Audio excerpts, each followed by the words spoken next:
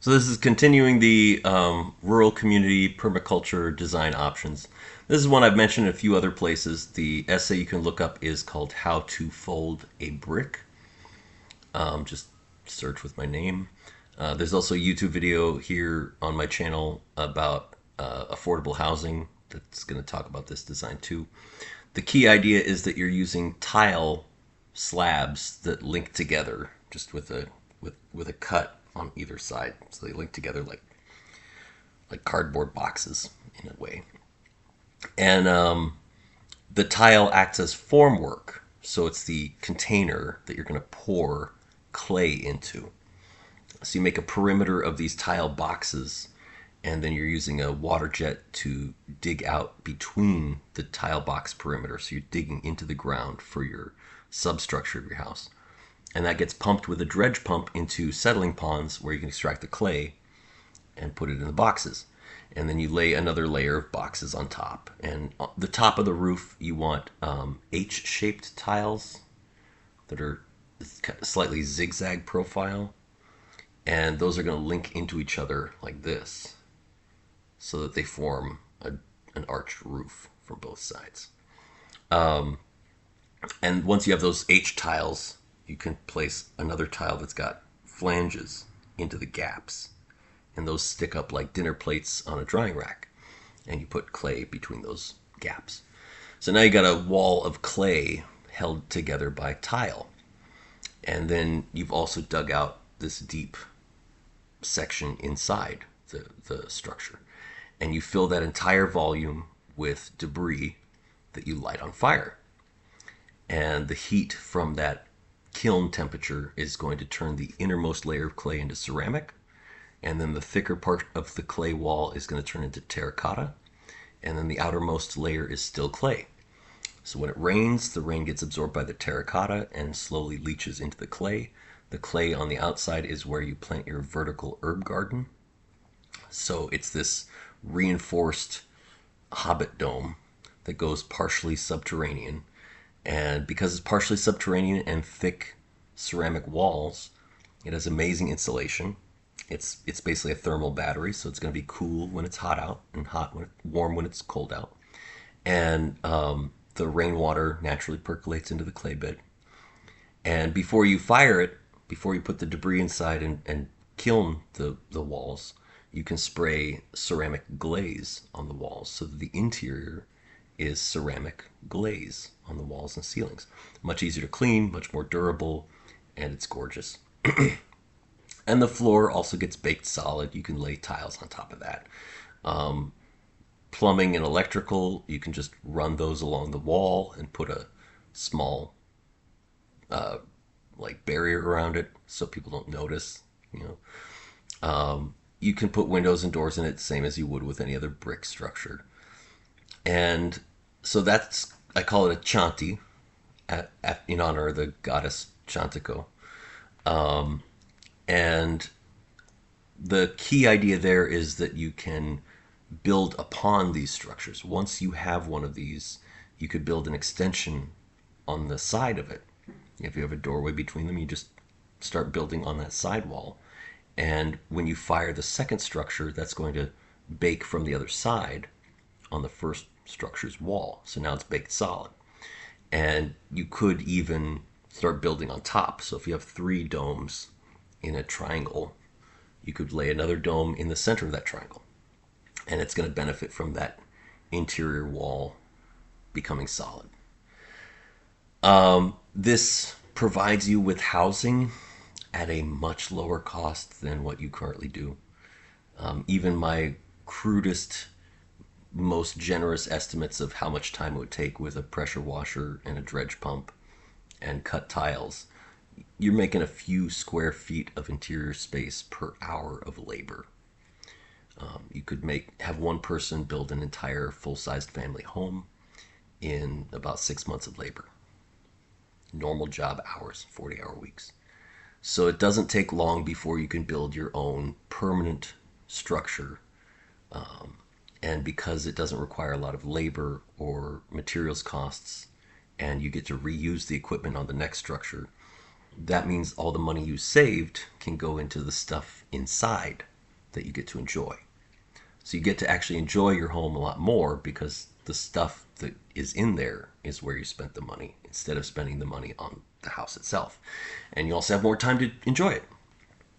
And in general, you can build out a whole community of these chanti with the same set of equipment and a small team working over a few seasons. So that's a general benefit for rural communities, people who want to do permaculture. Build these types of kiln-fired adobe so that you never have to do maintenance. You have a very strong structure. It's not going to fail on you. Ceramic is many, many times stronger than cement. And it requires minimal labor. And you're using materials that are all on site. It's the clay from underneath your feet. And so I'll mention a few other things that you can build with the pressure washer, dredge pump, settling pond system. One of the other ones is if you dig out a spiral into the ground, a spiral cone, down to the water layer, that's called a step well. And these are used across northern India to extract water from scarce groundwater resources. You got a thick clay bed above. They dig it out in a spiral staircase, and you get to the groundwater at the bottom. That can be a problem for groundwater contamination. So you definitely want to consider how you're preserving the groundwater, making sure that it doesn't get contaminated by things from outside. But it can give you access to groundwater without needing a drilling rig. And those spiral stairs, you can also dig laterally from the stairwell into the surrounding soil bed. And when you do that, those tunnels can be used to store things in particular because they will remain climate controlled. So higher levels where it's warmer, you could very easily store cheeses and have cold storage, like root cellar kind of things. If you're in a cold climate where it snows every year, I recommend laying tarps above on the surface ground. And when the snow falls, you roll the tarp up to compact a snow log. And then you roll the snow logs down the spiral stair and shove them in these tunnels. And you'll want to lay barriers, thigh-high barriers, in the base of these tunnels in a sequence up to the door of the tunnel so that any cold air gets trapped in those gaps without just flowing out immediately.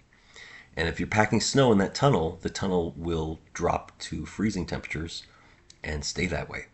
And now you have long-term cold storage. So especially for providing food for an entire community, this is much cheaper than running an electric refrigerator. And you can store a lot more stuff per labor. Think about how many hours you have to work at your job to afford a refrigerator. And then how many more hours you have to work at your job to keep the refrigerator running. And compare that to water jet, dredge, excavation, and then tunneling with the water jet to lay ice and snow inside. It's actually a much more efficient system in terms of your energy usage and your labor. And it's long term, lasts a long time.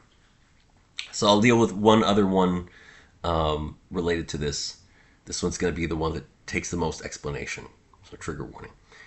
If you dig a pit that reaches down 200 feet and you fill it with water,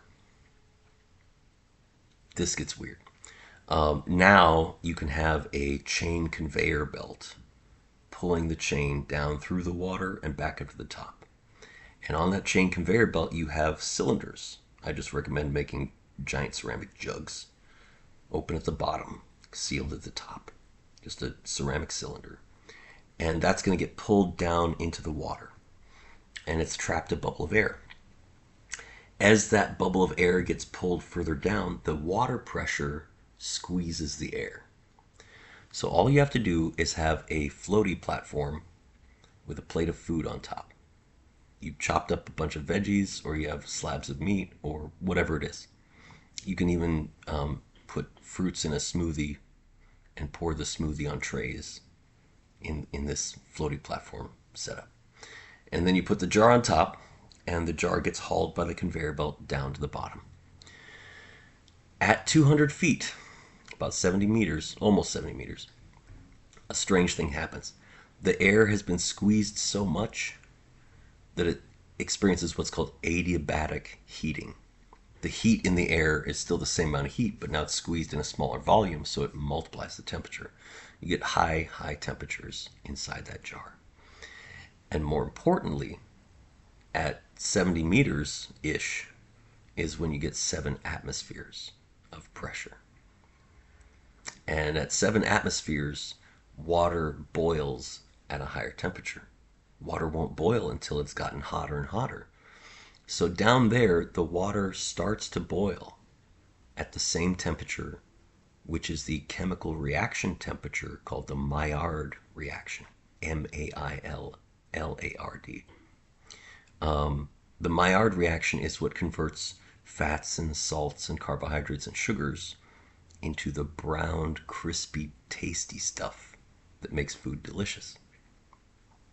So if you put fresh, uncooked drumsticks on that platter and haul it down to the bottom, let it sit for a few minutes, and haul it back up to the top, not only will the skins, the fatty skins of the drumsticks, they'll be crispy and brown, perfectly browned. But the fats inside, deep in the meat, the fats there will also be crispy and rendered. You will have tasty, crispy fats and cooked meat all the way through. Your pastries get perfectly browned. Your fruit smoothie turns into taffy because the sugar caramelized. Your eggplant finally cooks properly. It's fantastic. So each type of food is going to need a slightly different depth. So you just have conveyor belts that go to slightly different depths. Every few inches, you're getting a fraction of 1 degree change in the boiling temperature of the water. So you can dial it in very specifically and get food cooked exactly how you want every single time consistently. And the great thing about this conveyor belt is it's pulling a jug down at the same time that another jug is pulled up. So you've got continuous lines of jugs moving the conveyor belt. And because the buoyant pressure of the air on one jug cancels out with the buoyant pressure on the other side, then it only takes a small amount of energy to move the whole conveyor belt, even though both sides are trying to pull up. You just need a strong anchor at the bottom. And what's critical about this also is that the heat that you're generating down at the bottom is caused by the pressure change that you're putting energy in to that jug by bringing it down. It took energy to pull it down, and that drove the heating process. And then the heat is released when you depressurize. But because this side lifting up was the buoyant force that canceled out this side pulling down, what you're really doing is transferring the heat from one jug over to the other one. As this one depressurizes, this one is repressurizing. So the heat that you've built up gets put back into the system. You still want to add some hot rocks that were sitting in the flue of a fire pit kiln, like one of the Dakota fire pit kilns that I mentioned earlier. You put hot rocks up at the top, they get hot. They're just in a wire mesh. You put them on the platter.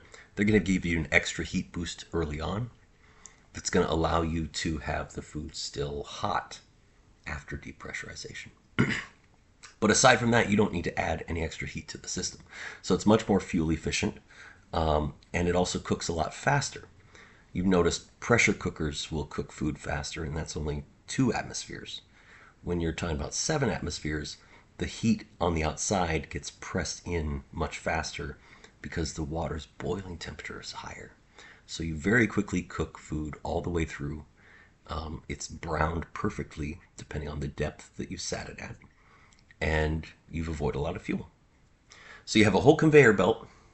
You just chop the food up, put it on the platter, it comes out done, which requires much less labor if you're producing a lot of food for a few thousand people. So if you've got a food delivery service for the whole community and you're bringing food in bulk and just processing it through one of these sunken ovens, then you're going to have a much easier time in terms of labor, fuel costs, everything else, to feed the whole community delicious food. There you go.